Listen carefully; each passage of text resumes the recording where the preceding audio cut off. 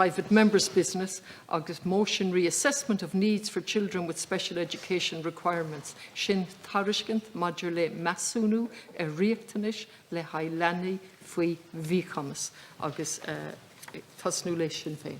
I have to Pauline Tully. You're moving the motion? I am moving the motion. I'm bringing this motion this evening because Children's Disability Services are at crisis point. There are currently at least 40,000 children on waiting lists for assessments or interventions, and families have lost confidence in the new progressive disability model as they witness services worsening rather than improving as time goes by. The rolling out of the progressive disability model promised to ensure more equal access for all to therapies. As one parent said, so far it is equal in the sense that no one is getting anything. Parents of children with additional needs have to fight for everything, and they are tired and they are worn out. And they are contacting me and my colleagues, and I have no doubt every elected representative here, about the fact that their children are not receiving the supports they deserve. And their concerns are well founded and are confirmed by surveys conducted by As I Am and Down Syndrome Ireland. Children are entitled to an assessment of need under the Disability Act of 2005, and this is an assessment which should indicate if the applicant has a disability, the nature and extent of the disability, the help and educational needs of the applicant, and the services required by the applicant. It is a comprehensive assessment, and this should be done as a multidisciplinary needs-based approach and completed within 6 months. But this has been replaced by the standard operating procedure, which sees a preliminary team assessment being carried out instead. Now, let me be clear, this does not constitute a proper assessment of needs. This is not fulfilling the statutory right under the Disability Act, and it must stop.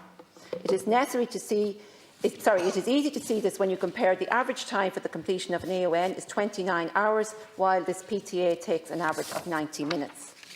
Now, I acknowledge that not all children will require a full assessment of need, and the preliminary teen assessment was meant as a way to identify those children with the most pressing needs. The intention being that those children would then be admitted onto a team where support and services would be provided and further assessment carried out if required. However, the reality is that children who undergo the PTA are then just being put onto another list, a hidden and unaccountable list, or simply being told that they will receive services in a number of years. The clinicians, such as psychologists and speech and language therapists, occupational therapists, physiotherapists, etc., they're not comfortable whatsoever with this procedure, and there has been an exodus of clinicians from the CDNTs due to this, as they are not prepared to dilute their professional standards so that the HSE can evade its obligations under the Disability Act. The professional organisations warned the HSE that clinicians would leave, yet they proceeded with this model anyway. There are staff shortages in all of the teams, and it's proving very difficult to recruit. Many therapists will not work for the HSE due to very poor working conditions and the lack of progression in their careers. Many of the teams are made up of newly qualified therapists. They need guidance and support, but that's absent. There seems to be poor management, no targets, no performance indicators. So how can the HSE stand over this? Like, how is value for money being measured? And in the meantime, families are forced to fight for everything. They are accessing service privately, even though the cost is excessive, and some are borrowing to provide support for their children that they should be receiving through the HSE. And it's getting to the stage that there is no availability privately either. But what you do, you're told it will be 2 years before your child will receive the speech and language therapy they need, or what you do when you're offered 5 or 6 sessions of therapy and then nothing, or 1 session now and another in 5 months. A proper assessment of need can cost in the region of €1,500, and parents in many cases have no option but to source that privately, as a diagnosis is necessary to gain admittance to a special school, a special class or an autism unit.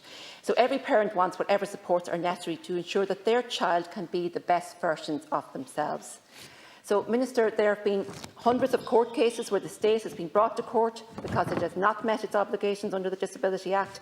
So it's disgraceful the parents have to take this action in the first place. But it's more incomprehensible that these cases are even defended in court.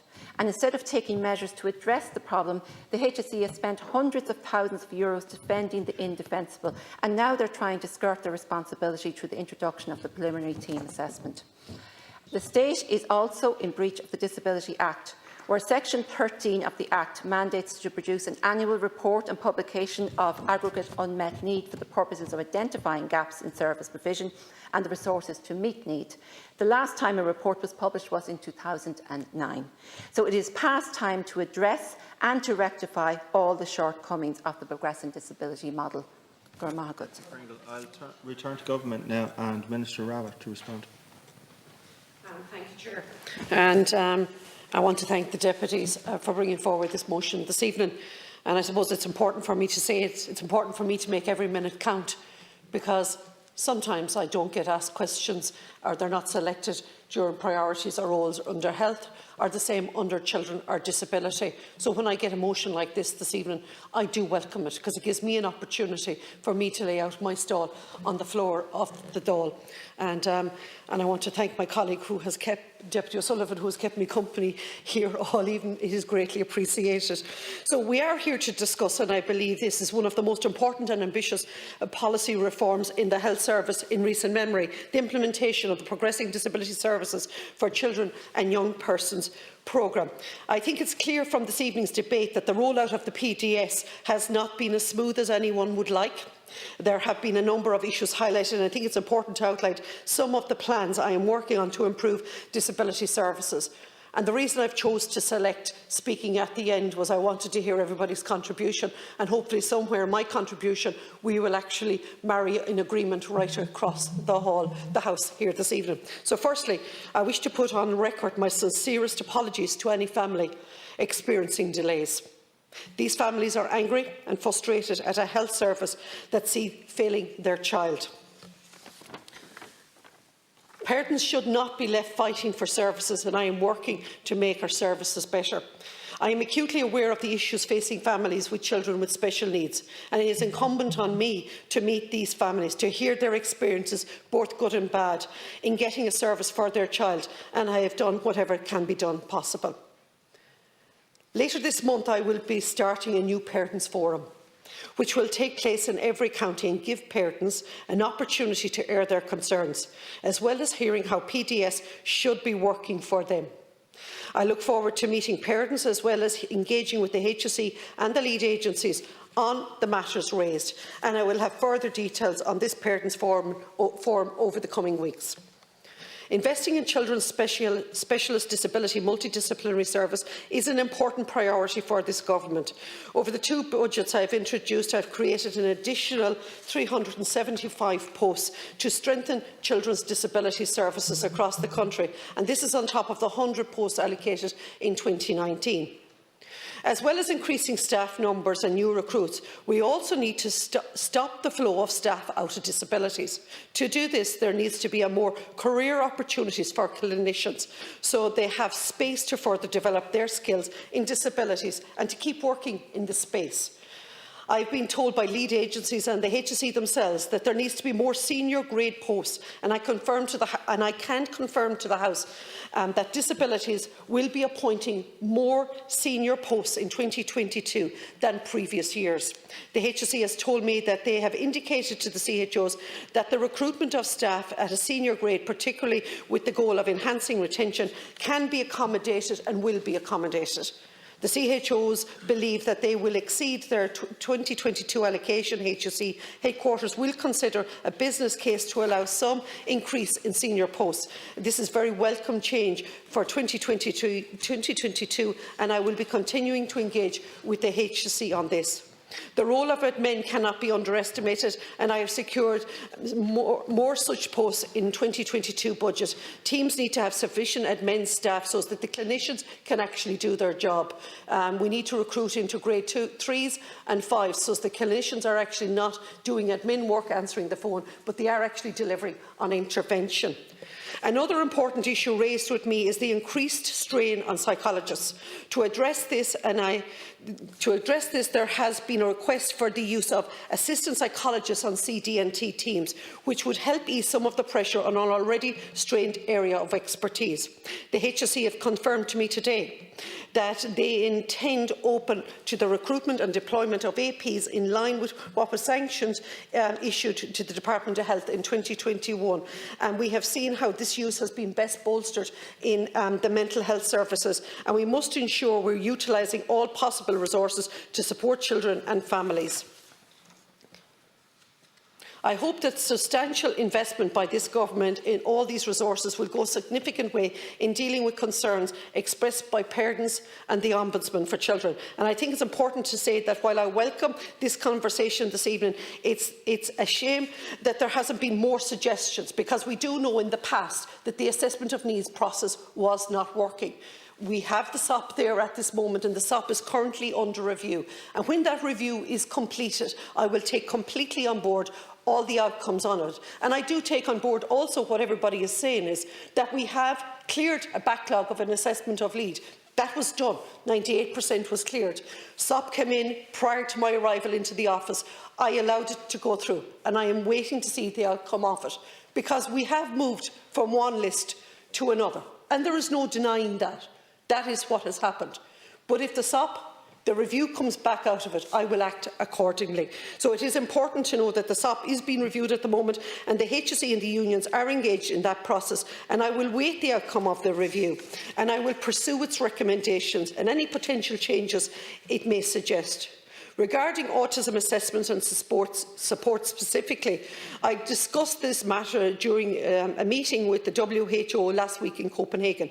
Countries across Europe are trying to address similar issues as here, and there is no consistent approach being taken. Indeed, all countries are looking around to see what the best model of support may be.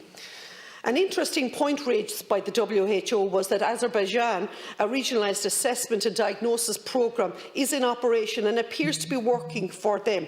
It's something I will look into further with the HSE, as there could be lessons learned from this. So basically what would happen is you'd have that preliminary assessment, you'd have a diagnosis assessment team, but at the same time the children will come back in straight into intervention. And I think it was one of our colleagues there who clearly said, what's going on? It needs to be an assessment, a diagnosis and intervention, and it should not be diagnosis-led, it should be needs-led. So in actual fact, an assessment should be an intervention. And I think, to be quite honest with you, one of our colleagues was asking, like, what's going on here? Why is there so much? Everything is gone for diagnosis.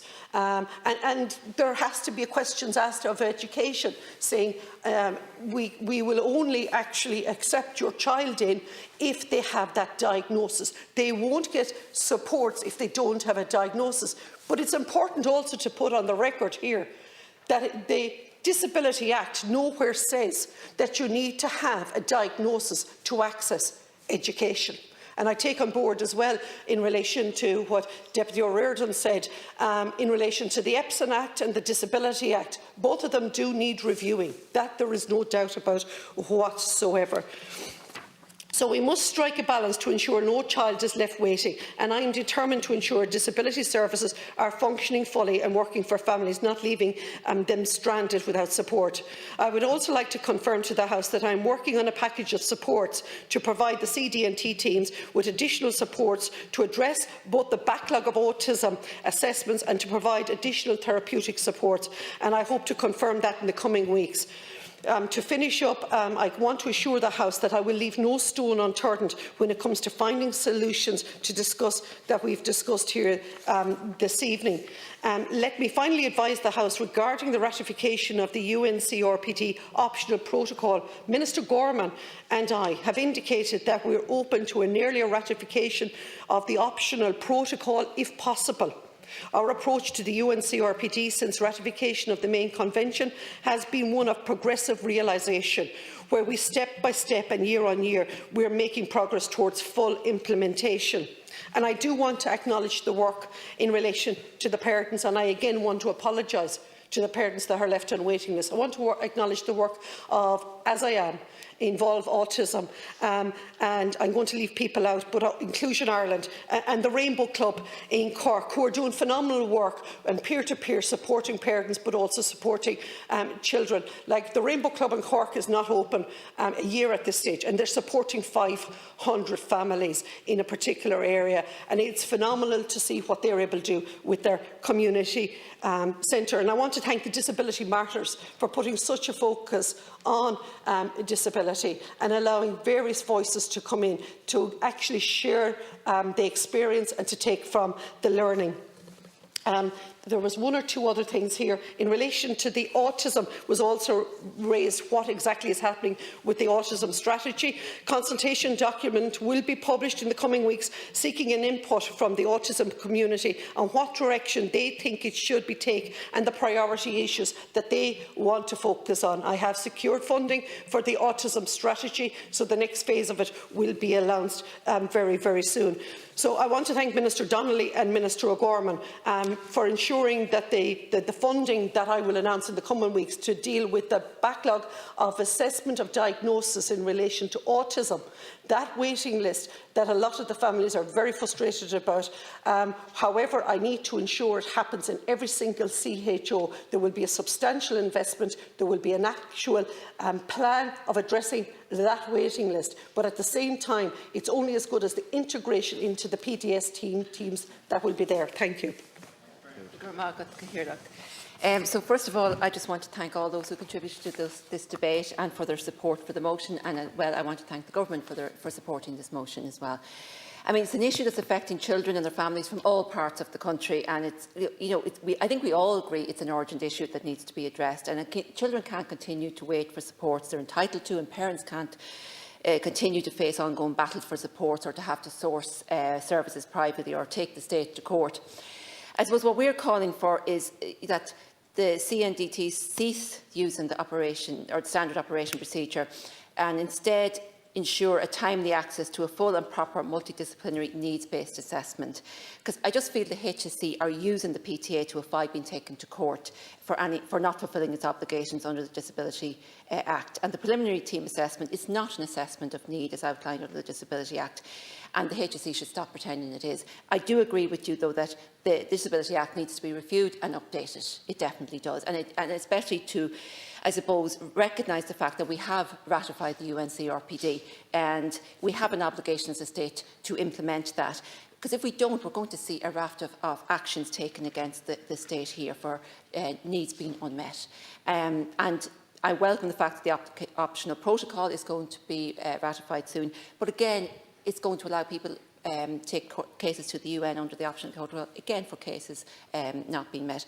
And like other deputies have referenced court cases and settlements and so on, and the HSE and the Department of Health using money, but it's our money, it's taxpayers' money. So we, the taxpayer, are paying for something we don't agree with. We don't agree that the HSE should be actually fighting these cases in court. So there's a need for a cross-departmental strategy on workforce planning. And a clear plan on training, recruitment and attention of sufficient health and social care staff is required. I think the HSE need to sit down and discuss this with the professional organisations that represent the various therapists and health professionals in the CNTTs. At the moment, they're refusing to engage with them, and they have things that they can do, help to address the issue there. I think we just need to take everybody on board and look at everything. We also need a fully costed and time-bound implementation strategy for disability services. Like we had the disability capacity review, it identified significant unmet need. There's no point conducting reviews if we're not going to address the findings. You mentioned there another element that hasn't been enacted of the PDS model, and that's the family forums, and I welcome the fact that they're going to be established, because parents need input into the teams and be fully informed of what's happening. At the moment, they're not. What they're being offered are online courses, and many parents have already taken the courses, but they're being basically threatened. If you do not take the courses, you will be removed off the list. Now, that's terrible. That should not be happening. And parents welcome the courses alongside therapeutic intervention from a professional, but not as an alternative, because parents are not trained therapists. Last year as well, you paused the removal of therapists from special schools, but I'm being informed that the therapists are removed and they might be engaging with the schools, but they're not engaging with the students, they're engaging with the staff. So it's not on the same par that it was. And again, some are pointing out there was no risk assessment taken of doing this either. I think we need to see waiting lists published. We need to see a comprehensive list of who's waiting on assessments and who's waiting on interventions and so on, because I just don't feel we're not being told the truth about it. And also, I mentioned earlier, the government needs to recommence without delay the reporting of data and publication of reports pursuant to Section 13 of the Act, so that they can plan for unmet need. And I think all the teams need clear targets and performance indicators. There needs to be ongoing checks on how the service is operating. Outcomes need to be measured. Otherwise, how do we know if the services are working? And people need to be held accountable if the outcomes are not being met. I think the whole idea around the establishment of the CNDTs was to ensure quicker access for children with more complex needs to services. But that's not happening, because the ones with less complex needs are supposed to go to primary care, and those with mental health or in need of mental health support are supposed to go to CAMHS. What we find is the all HSE bodies fighting among themselves for staff and saying, oh no, we won't support that child. That child should go to your service. That child should go to you. That's not fair. So children are being left out in the cold. And I know you mentioned that there will be more senior posts, but the PTA is a huge problem for senior clinicians. They don't agree with it, and I can't see you getting them back into the teams while it remains. Sorry, I know I've gone over time. Apologies. Thank you very much. Thank you, Deputy Tully. Agus an díspóir thart ag an buinte seo Tom chun an ceiste chur agus sí an ceist nó go néontífar an tariscint. I'll put the question, and the question is that the motion be agreed to. Na teachtaí atá ar thaobh na ceiste Aberdís tá, and na teachtaí atá ina cuine Aberdís níl.